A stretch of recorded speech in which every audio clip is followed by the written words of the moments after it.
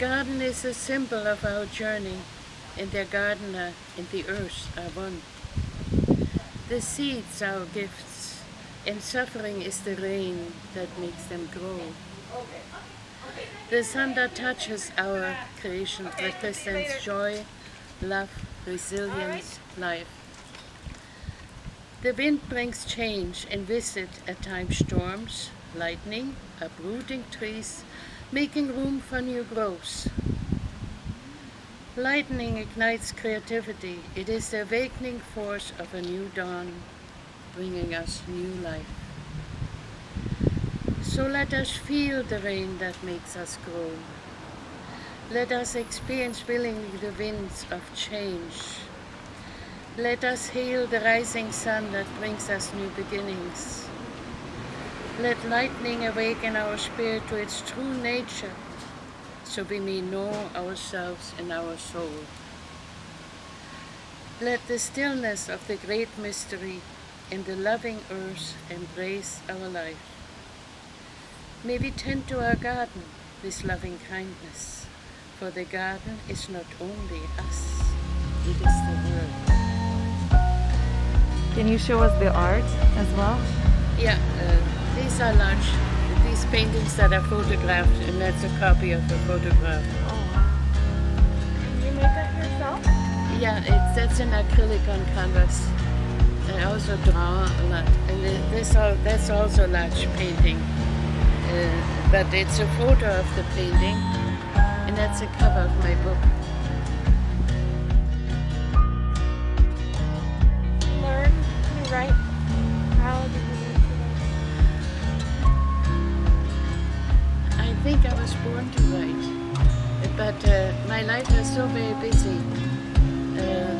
I didn't have a lot of time for art and writing.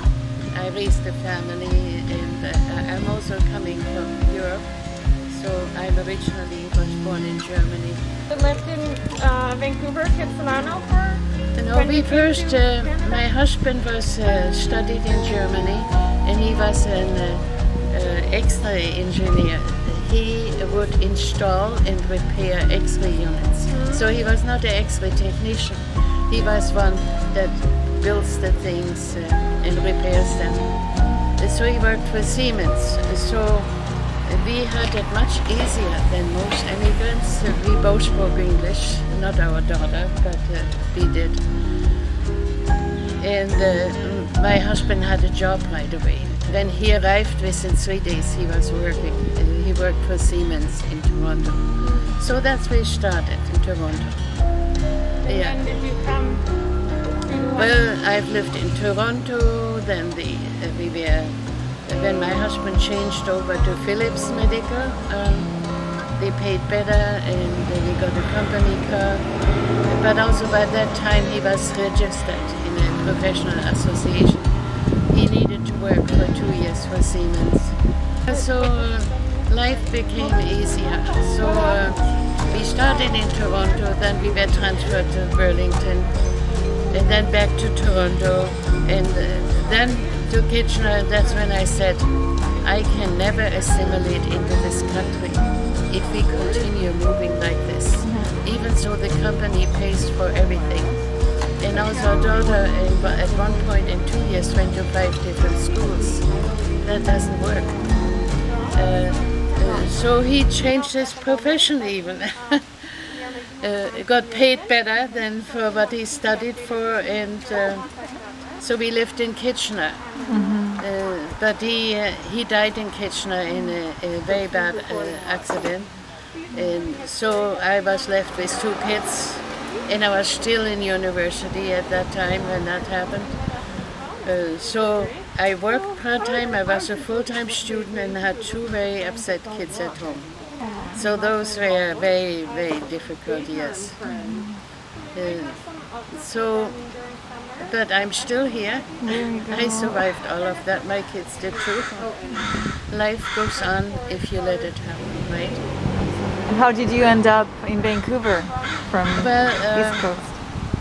I moved from Kitchener after my husband died, and when I was finished, I was for 10 months in a program called it is called an internship because I was training to be a therapist. So when that was finished, that was part of my master's, but I decided we couldn't wait and my kids couldn't wait. I cannot keep on doing this, working and going to school. And so I never wrote my thesis, and I had 3 more courses to do, but I had 3 courses in a whole internship. I had the skills that I needed. And I moved to British Columbia because I wanted to be in a nicer climate and I loved the mountains. They are known to me from Germany.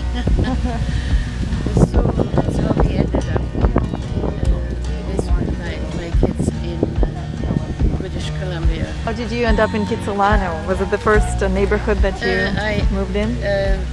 I had lived in Vancouver. Well, I lived on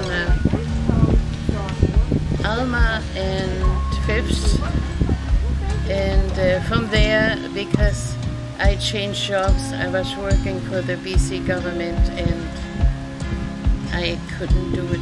I moved out of the whole region to work in a non-profit agency. The way the government in those days did run things, I have to respect my not only professional integrity, my personal integrity, and I couldn't do it. Left a pension behind and moved to a non-profit agency, same pay but no pension, but it was more sane. So I was because I commuted between Vancouver and Maple Ridge. After 3 years of that's it. So I moved to Mission and I rented a beautiful home with a botanical garden. It was wonderful. And when I retired from the agency I was working in, and also I was working in private practice and did a lot of workshops for other agencies too.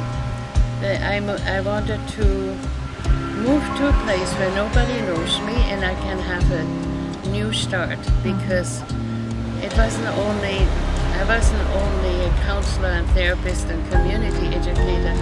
I'm also a poet, a painter, and I wanted to explore the other parts of me, and I knew if I stay there, it won't happen.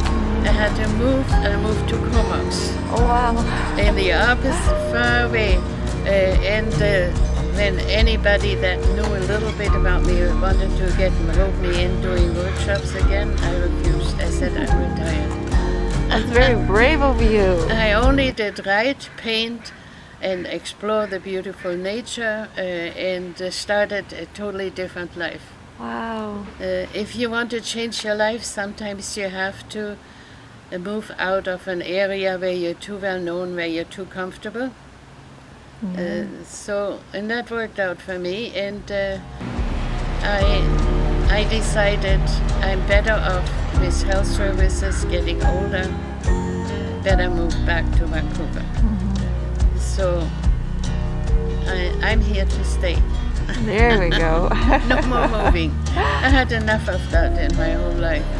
So did you channel all of these experiences in your book? What inspired that book?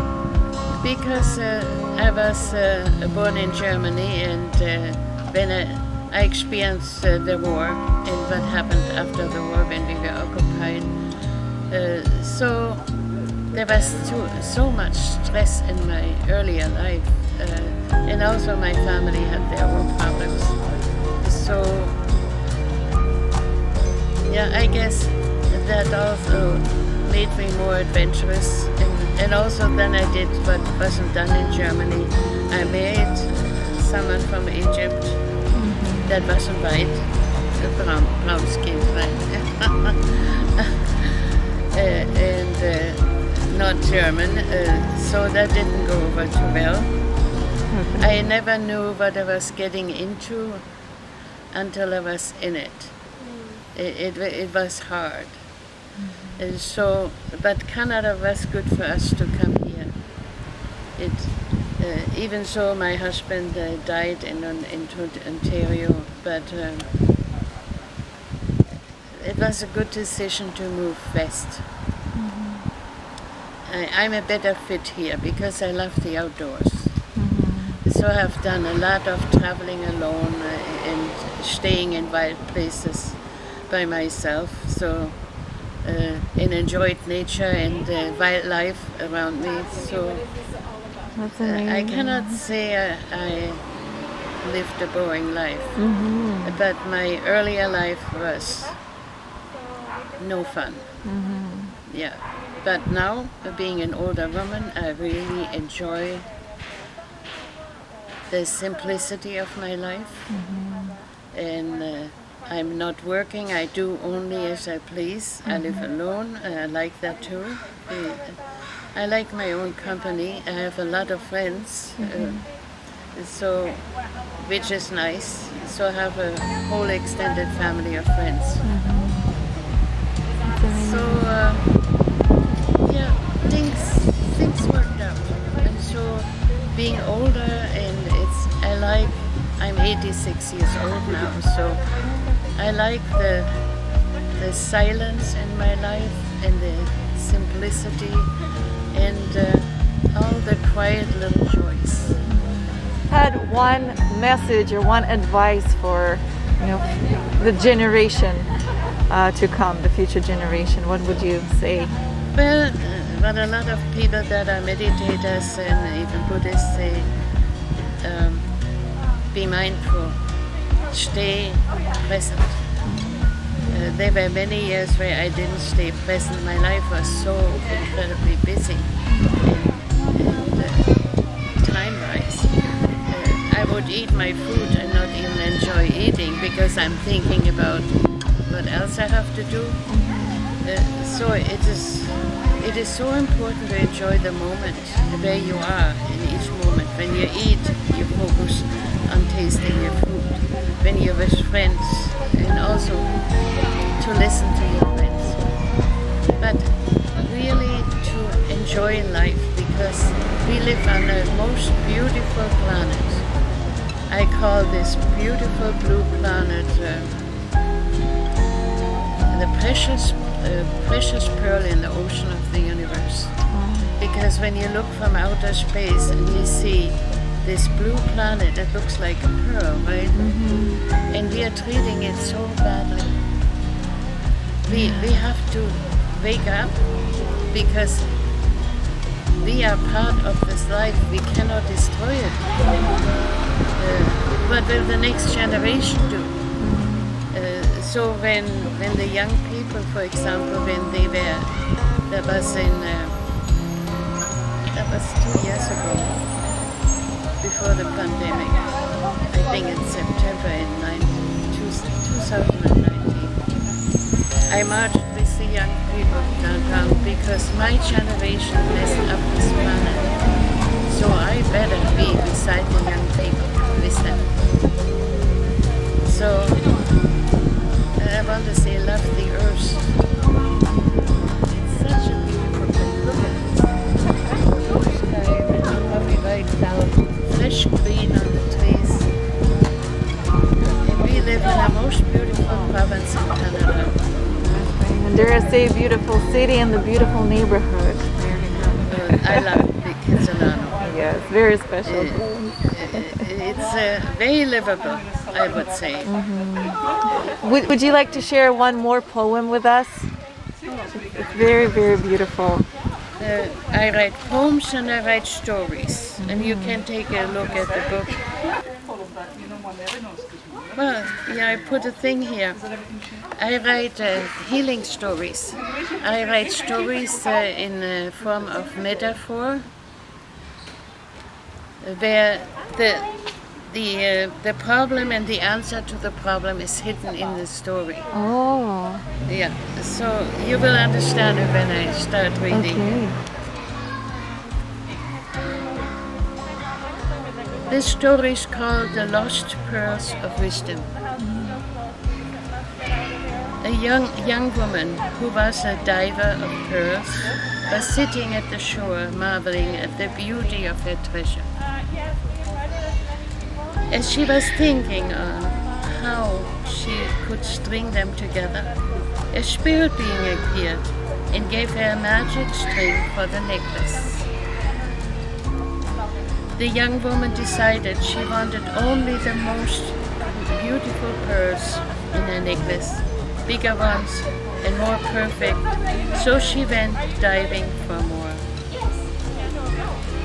The spirit being said, "Can't you see your pearls are perfect? They are your pearls of wisdom."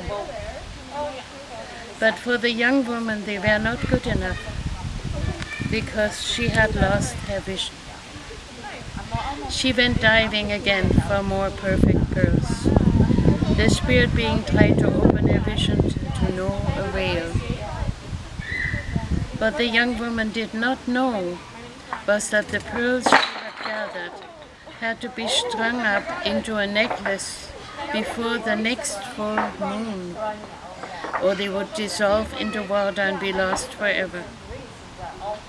The spirit being tried to persuade the young woman, but was told, "I have no time for you, go away," and the spirit being's heart filled with sorrow.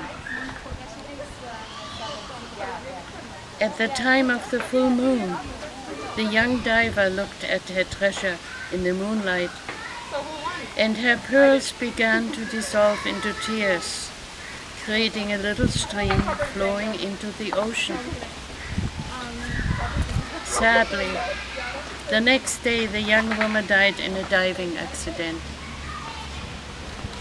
And as she appeared before the eternal light empty-handed, because she had not recognized the beauty of her own pearls of wisdom and divine love. And the eternal light said, "The drive for ultimate perfection has killed a lot of joy in the lives of human beings. It is good enough to be yourself to the best of your ability and fill your life with joy, love, and compassion, and use your gifts well to make this world a better place."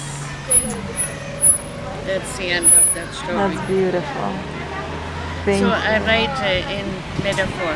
It is very, very But beautiful. the messages are always very clear, and you know what happens, we all have defenses, right?